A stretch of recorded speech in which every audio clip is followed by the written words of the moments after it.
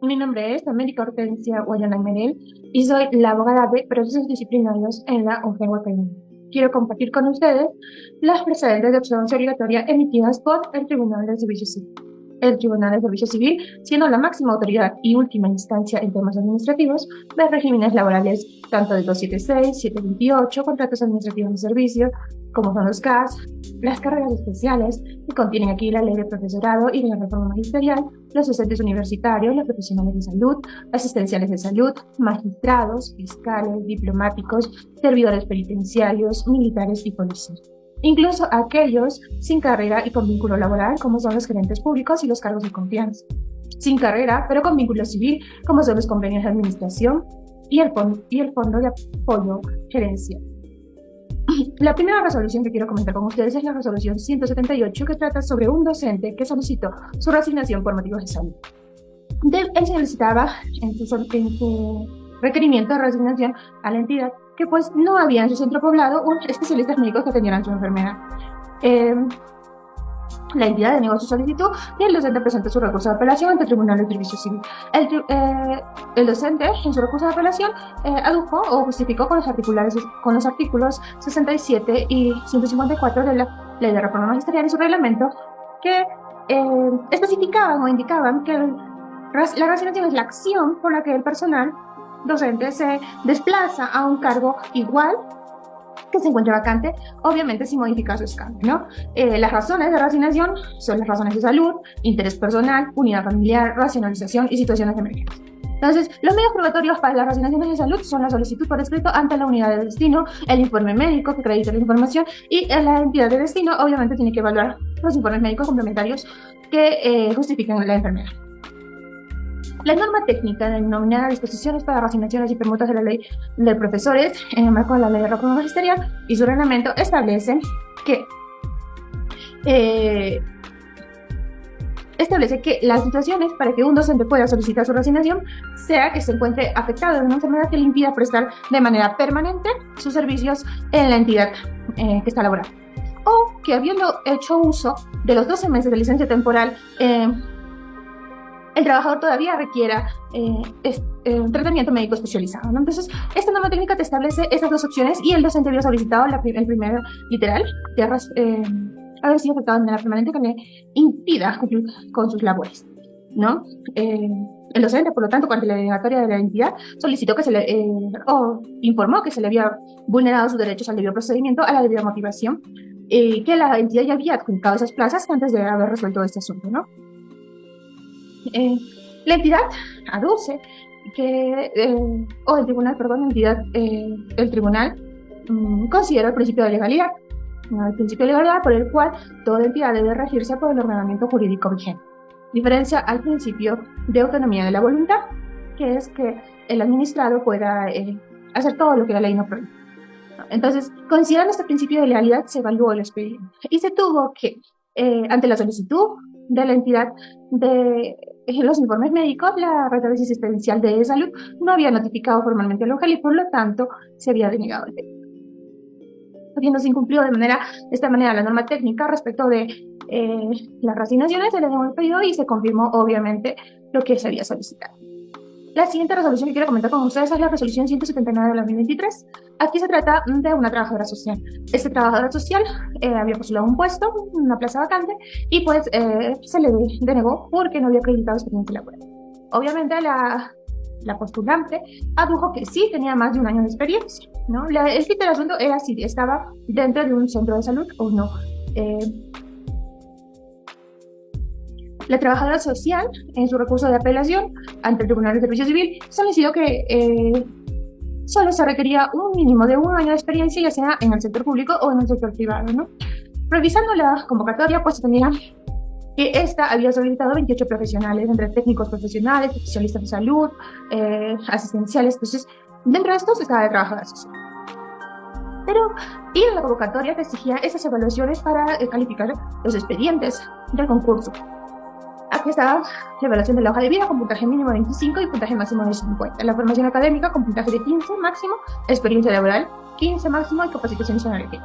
Los criterios de evaluación de la hoja de vida tenían a la experiencia laboral en el sector público o privado asistencial, asistencial quiere decir dentro de un centro de salud especializado, ¿no? Acá tenía 10 puntos por cada año de servicio público asistencial y 5 puntos por cada año de servicio privado asistencial. Como vemos, ya estaba configurada que tendría que hacer en un centro de salud.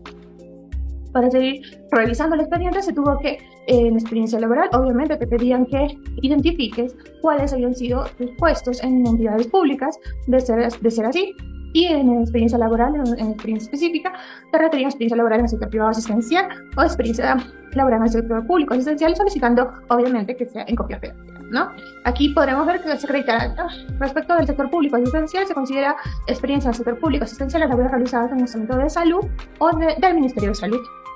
Salud y de las Fuerzas Armadas. Entonces, en el sector público asistencial. En el sector público privado asistencial te pedía experiencia en el sector privado asistencial o en las labores realizadas en un establecimiento de salud privado. Como vemos, era un requisito indispensable y por lo tanto el argumento de la trabajadora sería de que no se había considerado su experiencia laboral o de que no había requerido la experiencia laboral ya necesariamente en un centro de salud había sido desestimada. Por lo tanto, su recurso de apelación fue confirmada, se confirmó la decisión de la entidad y se aplicó el principio de legalidad que establece la entidad en la aplicación de las normas vigentes. La resolución 184 de 2023 de Servir tiene una relación parecida al caso anterior, ¿no? Esa es una docente que había solicitado presentarse en un concurso público y que cuando presentó su anexo 5, que es la declaración jurada para este concurso, respecto de tener algún procedimiento disciplinario vigente, la docente había señalado que sí tenía, ¿no? En base a esto, la comisión la declaró no apta y continuó con el proceso de adjudicación. La docente solicitó ante la entidad el control posterior del proceso de convocatoria y la entidad le denegó la solicitud, diciendo que efectivamente se había aplicado la norma vigente y por lo tanto no era necesario un control posterior del concurso público, ¿no? Se le indicó mediante oficio 8, se le comunicó la decisión que la declaración jurada le había impedido continuar con el procedimiento y que el numeral 6.4 del Decreto Supremo 015 del 2020 de enero establecía la separación en estos casos, ¿no? Y su inhabilitación al concurso porque justamente esta norma técnica es la que regula los procesos de contratos docentes. El tribunal analizó el caso de acuerdo a la ley 30.32.8, que es contrato docente temporal. Aquí se consideró que el docente tenía obviamente su separación preventiva de la institución educativa y que su solicitud, por lo tanto, había sido convenientemente desestimada de participar en el proceso de contratación, ¿no?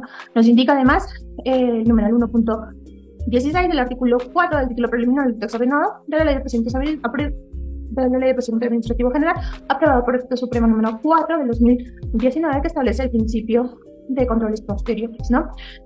Literalmente dice: la tramitación de procedimientos administrativos se sustentará en aplicación y fiscalización de control posterior, reservándose a la autoridad el derecho de comprobar la veracidad de la información presente, cumpliendo la normativa sustantiva y aplicando las decisiones pertinentes al caso de información presentada no sea real, ¿no? Entonces acá el tribunal consideró que el control posterior obviamente es una facultad de la entidad en caso de alguna deficiencia en el concurso, y como no avisó ninguna deficiencia y solo la aplicación de la norma, entonces se confirmó la resolución. Obviamente nos especificó el Tribunal de Servicio Civil que pues el privilegio de control posterior es una facultad de la entidad, ¿no? Es una facultad de la entidad que está a criterio o a disposición de la entidad y de los funcionarios ejercer o no este control posterior, ¿no? Como les había comentado, se aplicó el principio de legalidad, el artículo 4 del Decreto Supremo 04 de 2019, y se distinguió en lo que es el principio de autonomía de la voluntad que permite al administrador realizar toda actuación que la ley no prohíba. Sin embargo, el principio de legalidad que contrapone este principio sí nos exige a las entidades actuar solamente de acuerdo a lo que nos dice la normativa vigente. La resolución 202, y es la última que quiero comentar con ustedes, es la de un caso de hostigamiento sexual iniciado por un docente. Ese docente fue sancionado con la falta máxima, despido, de acuerdo al literal F del 49, esto quiere decir despido permanente, ¿no? El no reingreso a la carrera pública magisterial de manera permanente. En su recurso de apelación, este docente había señalado que pues el acto no estaba motivado, que los análisis de los hechos y medios probatorios no eran objetivos, que la declaración no había sido contundente de la relación de la menor, que solo era una incriminación de una de las partes y que la fiscalía este hecho se había considerado atípico y no existía responsabilidad objetiva, ¿no? Aquí tendríamos que ver varias cosas respecto de el acto impugnado, no se encuentra debidamente motivado. El principio de legalidad nos exige a todas las comisiones realizar una tipificación y un encuadramiento de la norma respecto de todos los hechos que se presentan ante la comisión. De no haber realizado un análisis valorado de los hechos moderatorios, es necesario considerar el artículo 78 de la Ley de Reforma Ministerial, que te permite graduar la pena de acuerdo a las circunstancias, ¿no? Esa situación de jerarquía, la cantidad de participantes, las circunstancias en las que se ocurrieron, el dominio de la escena. Entonces, todas esas circunstancias te permiten un análisis mejor del artículo, un análisis mejor de la situación de los hechos. De que la menor no haya señalado que les estaba acosando, sino que era una imaginación del comité decisional, la ley de hostigamiento sexual acá te especifica que no es necesaria la negativa o el rechazo del adolescente en caso de menores de edad. ¿Por qué? Porque la sola exhibición o la sola exposición a circunstancias sexuales impropias del contexto constituyen un acto de hostigamiento sexual. No, de no seguirse la declaración infinitaria de una de las partes, el Tribunal de Justicia Civil, el Tribunal Constitucional, ha considerado que la manifestación de la menor es prueba primordial, de acuerdo al principio de interés superior del niño respecto de los otros intereses. Entonces, este principio de interés superior del niño te permite sopesar la falta de decisión que tienen los adolescentes niños respecto de alguna voluntad que tengan en contradicción, ¿no? Entonces, si hubiera una contradicción entre su voluntad y la de un adulto, se prefiere la voluntad del niño, ¿no? Porque justamente ellos no tienen esta fuerza en sus decisiones como lo tienen los adultos para defender sus derechos, ¿no? Respecto de la calificación de la disposición fiscal, que era un hecho atípico, aquí hay que identificar el principio de autonomía de la voluntad de las entidades respecto a los fines que persiguen, ¿no? En el ámbito penal se persigue el delito, en el ámbito administrativo se persigue la idoneidad del profesional y en el ámbito civil, obviamente, los beneficios económicos, ¿no? Entonces, aquí hay una diferenciación y obviamente no descalifica una ni la otra. El régimen aplicable. Es necesario considerar que todo trabajador docente, especialmente, es susceptible de un procedimiento administrativo disciplinario, aun cuando haya terminado su contrato. Entonces, porque las funciones son sancionadas de acuerdo al tiempo en el que se ejercieron, ¿no? Que se consideran como funciones docentes, pues son todas las actividades curriculares complementarias al interior de la institución educativa, en la comunidad, como los cargos que se desempeñan los cargos jerárquicos en orientación y consejería estudiantil, la jefatura, asesoría, formación en pares, coordinación de programas no escolarizados, educación inicial, coordinación académica, las formaciones establecidas en el plan curricular. Entonces, todos esos conceptos se enmarcan dentro de la Ley de Reforma Ministerial y, por lo tanto, todos aquellos funcionarios que ejerzan esas funciones son susceptibles de iniciar o mantener un procedimiento disciplinario, ¿no? Obviamente el proceso disciplinario debe durar máximo un mes en la investigación para realizar la protección de los niños y adolescentes. En esos casos es especialmente duro, ¿no? Tenemos a la Constitución Política que protege la integridad moral, psíquica y física y el libre desarrollo y bienestar de los niños, niñas y adolescentes.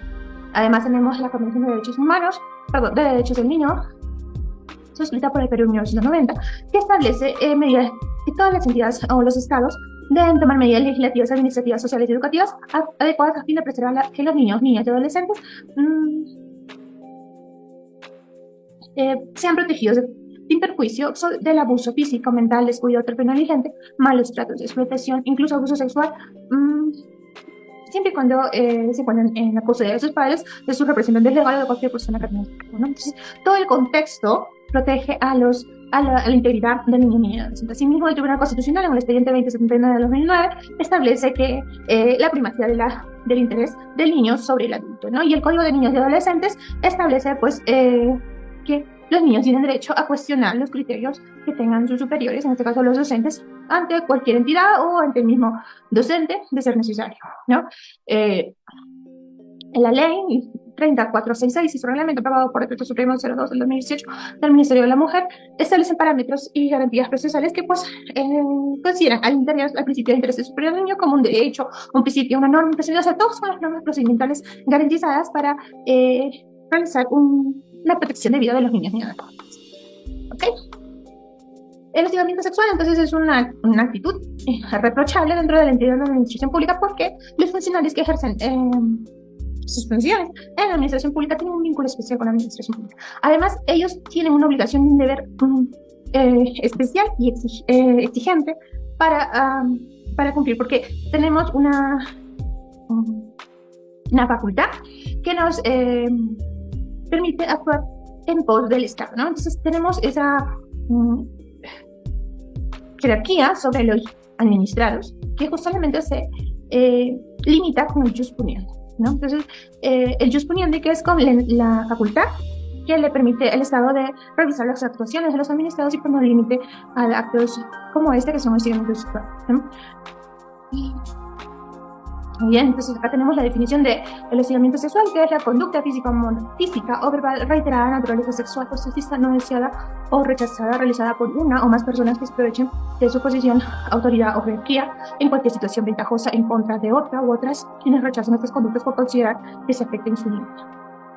¿No? Acá tenemos el reglamento 27942 que define, y quiero invitarles a que lo revisen, porque define el hostigamiento sexual respecto de las connotaciones sexuales, sexistas, obviamente no deseadas por la persona a la que se dirige en un ambiente intimidatorio, hostil, humillante. Entonces, son preceptos que nos ayudan a entender que no solo la penetración es un hostigamiento sexual, sino también insinuaciones sexuales, exposiciones a la pornografía, exposiciones fuera de contexto. Entonces, la persona, especialmente en niños y adolescentes, se considera una sanción de falta muy grave y para el caso pues la destitución permanente, ¿no? Aquí el Decreto Supremo 04 del 2018 del Minedo define la violencia sexual como todo acto de índole sexual propiciado por un adulto o adolescente para su satisfacción, que puede consistir en actos de contacto físico o en actos sin contacto físico, ¿no? Como les venía explicando, el contacto físico, frotamientos, besos íntimos, corte intramural, actos de penetración con órganos sexuales, con las manos o con los dedos o con cualquier objeto que pueda hacer daño, o sin contacto físico, exhibicionismo, actos compelidos a realizar en cuerpo el agresor a tercera persona, imponer la presencia de la niña, niños o cuando se baña, utiliza los servicios públicos obligados a presenciar o utilizando la pornografía de acoso sexual, ¿no? Entonces, tratándose de niños, niñas y adolescentes, no resulta necesario que el niño haya desaprobado la acción de manera expresa o que haya reaccionado, ¿no? Porque ellos se encuentran en una situación etaria que no les permite ejercer su derecho de manera o con fuerza, ¿no? De manera adecuada. Por lo tanto, la norma protege a estas personas que están en etapa de desarrollo, ¿no? La UNICEF ha considerado el abuso sexual es cuando un niño es utilizado para la estimulación sexual de su agresor, ¿no? Un adulto conocido, desconocido, pariente o cualquier persona para la gratificación de un observador, ¿no? Las faltas imputadas al impugnante, pues, fueron justamente estas, ¿no? La de haber conversado con la menor y haber propuesto acciones prohibidas, ¿no? Como vemos aquí, el testimonio de la menor, se observa la conversación de esta con el docente, donde en una de las conversaciones el docente le refiere que quería algo prohibido, ¿no? Ante lo que ella obviamente le preguntó, pues, a qué se refería, y el profesor, en este caso, mencionó que no le diría nada porque se metería en problemas. En otra oportunidad le pidió que salieran a una cita y la estudiante le preguntó si tenía esposa para que dejara de molestarla en este aspecto, ¿no? La niña comenzó a participar a clases, que obviamente es una afectación a su derecho a educación. La niña comenzó a ser más retraída y pues sus padres se dieron cuenta de esto y revisaron el celular, en el cual encontraron la conversación con el docente y producto de esto realizaron la denuncia, ¿no? Los argumentos de la apelación, yo les había considerado que el docente había señalado que no había un debido procedimiento, que la declaración de la menor no había sido objetiva, que era imaginación de la Comisión de Proceso de Sancionada, y como también les había explicado, todos estos argumentos habían sido desestimados, ¿no? Aquí tenemos que se había aplicado el principio de legalidad en la ley contra el hostigamiento sexual y se había, por lo tanto, confirmado que se había cometido la falta prevista en el literal, en el primer párrafo y el literal F del 49 de la ley 29.4, ¿no?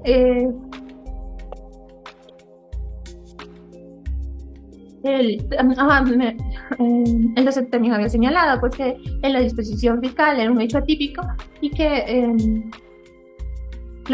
no había responsabilidad, ¿no? Aquí el tribunal le consideró lo que les había comenzado en el proceso de autonomía, que las posibilidades penales, civiles y administrativas, ¿no? Un fundamento de regulación diferente, ¿no? El procedimiento judicial de determinados funcionarios y servidores no determina necesariamente la posibilidad de iniciar un procedimiento administrativo orientado a determinar la responsabilidad. En este ámbito se ha generado la violación de un bien jurídico distinto al que es materia en un proceso judicial, ¿no?